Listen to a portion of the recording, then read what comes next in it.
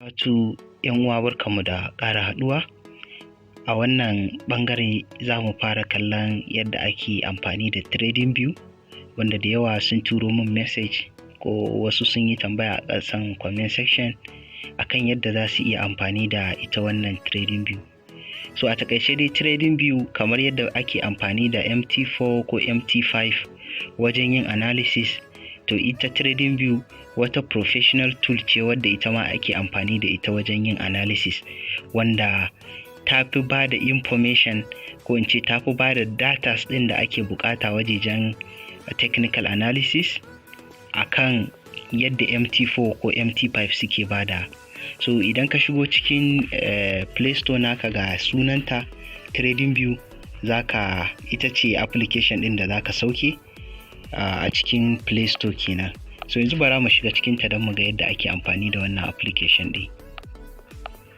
So za mu yi karatun ko in ce za mu yi wannan tutorial ɗin yadda ake amfani da Tradingview daki-daki ta yadda zai yi matuƙar taimakawa wanda bai san yadda ake amfani da ita ba, da wanda ma ya san yadda ake amfani da ita amma bai san wasu features da kuma wasu sirrika na amfani da ita wannan platform ɗin ba.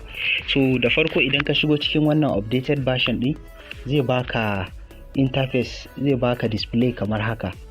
Za ku ga akwai nan segment ɗin inda aka rubuta watchlist, wato jerin peers ɗin da nake analysis kenan. Kamar yadda kuka sani ina yin trading ɗin Euro USD, sannan kuma a indices ina trading na Nasdaq. Wannan E-mini S&P peer ce wadda nake amfani da ita wajejen S&P da bajan da Nasdaq, sannan kuma a matsayina na wanda nake harkan crypto still ina analysis akan BTC. So wa'annan su ne iya pairs ɗin da na saka a watchlist, wa'anda nake ta'ammali da su kenan. So ban san wani irin pair kake amfani da shi ba. Let's say a ce kana amfani da wasu pairs ɗin da babu su a jerin nan, tunda ni ma adin su ne. So yadda za ka yi shine za ka shiga cikin nan inda aka ce add symbol, domin ka fito da ita wannan pair ɗinka ta bayyana a jerin wa'annan watchlist ɗin kenan. Kamar yadda na suka bayyana. So za ka shiga nan inda aka ce add symbol domin ka ɗauko pair ɗin da kake bukata kenan. So yayin da ka danna add symbol ɗin nan, za ta kawo ka waje kamar haka. Daga sama za ka iya searching pair ɗin da kake nema, in kuma scrolling ƙasa za ka yi har sai ka gano pair ɗin da kake nema. To misali let's say a ce ina neman GBP USD, to zan yi searching GBP USD. So kun ga GBP USD na, sannan za ku ga GBP USD Brigic, sannan za ku ga daga nan bangaren dama ga different brokers. Misali ga GBP USD wanda take price data na price da zai baka daidai da na broker FX CM, ga wanda za su baka na Onda, ga wanda za su baka na forex.com. So duk wanda ka dauka, amma preferably in kana trading currency pairs ka dauki FXCM din nan ko Onda. So zan clicking kan GBP USD. Kamar yadda na clicking GBP USD, kun ga gashi ta bayyana a cikin jerin watchlist ɗina a nan gurin kenan. So kamar yadda na faɗa, tunda bana trading GBP USD, yanzu abin da zan yi shine zan cire wannan GBP USD daga cikin jerin watchlist ɗita, tunda ni a ƙa'ida ta bana trading da ita.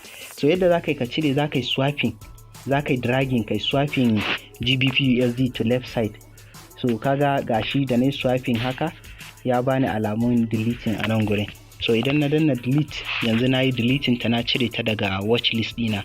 So abu na gaba shine let's say a ce wayannan pairs ɗin da na saka a watchlist ɗina, zan shiga in yi analysis, zan yi clicking kamar yadda na yi clicking a nan, na yi clicking Bitcoin a nan gurin, na yi clicking Bitcoin. So za ku ga a nan ya fito min da Bitcoin, sannan ya fito min da full chart. Idan ina son in tafi kan chart da zan yi technical analysis, zan danna full chart. So wannan chart ne na Bitcoin yake kokarin loading.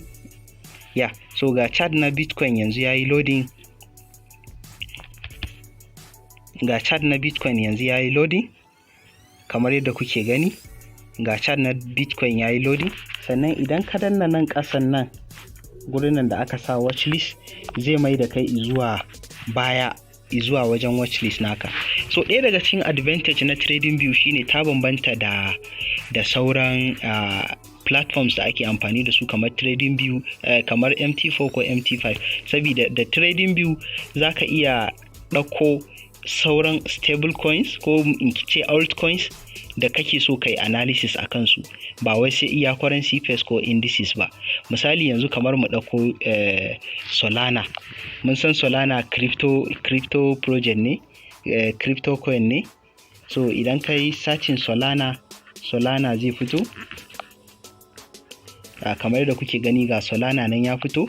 Sannan a nan maimakon currency pairs da suke bayyana a cikin broker price, su wannan yana bayyana a cikin exchange price. Misali daga nan za ku ga Coinbase zai baka Solana a farashin ta na Coinbase, ga KuCoin zai baka Solana a farashin ta na KuCoin, ga crypto.com zai baka Solana a crypto.com. So let's say a ce za mu yi amfani da Solana da ke farashi na KuCoin. So gashi na yi adin Solana ya fito ya bayyana a cikin watchlist na. So yanzu idan ina son yin analysis na chart na Solana zan danna full chart din nan, sannan zai bayyana kamar haka. So ga chart na Solana, wannan shine chart na Solana. So kamar yadda muka sani a MT4 ko MT5, idan kana son ka ɗauko time frame za ka yi double click ne akan screen naka sai time frame naka ya bayyana, wanda ita kuma Tradingview ta sha bamban da wannan. So mun ga dai yadda ake adding pairs, mun ga kuma available pairs ko in ce asset da zaka iya amfani da su wajen analysis a Tradingview. Kowane asset da ya bayyana ake trading da shi a duniya zaka iya amfani da shi a Tradingview. So kamar yadda muka gani wannan Solana ne, crypto ne. So yanzu za mu shiga inda za mu fara ganin yadda ake amfani da time frame, yadda za ka ɗauko time frame a Tradingview. Idan kuka kalla daga ƙasan nan duk za mu zo ɗaya bayan ɗaya mu ga komai. Mun fara da asset, yanzu za mu kalli time frame. Ga time frame nan shine a jeri na biyu, shine a nan kamar yadda kuke gani.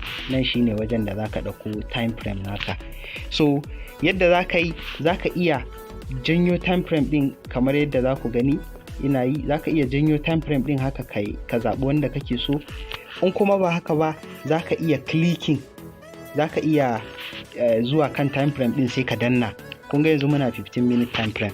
So idan na danna zai bani option, ga option nan ya bani jerin time frames da ake da su.